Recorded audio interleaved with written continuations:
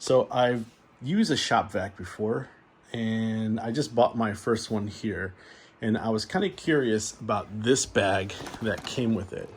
I haven't found any videos or anything that kind of uses this for the Stanley, although I did come across a guy who actually used a bag like this on his on another brand ShopVac, not the Stanley one. So I was just curious on how you use it. So what you're going to want to do is just kind of put the bag in there, so it's kind of like wrapping around the canister, and you want to take this hole right here, use the cardboard and kind of just fit it over the hole, just like that. And you'll see there's kind of a little lip here, and you can kind of feel the cardboard snap around it. So yeah, just push that in there like that.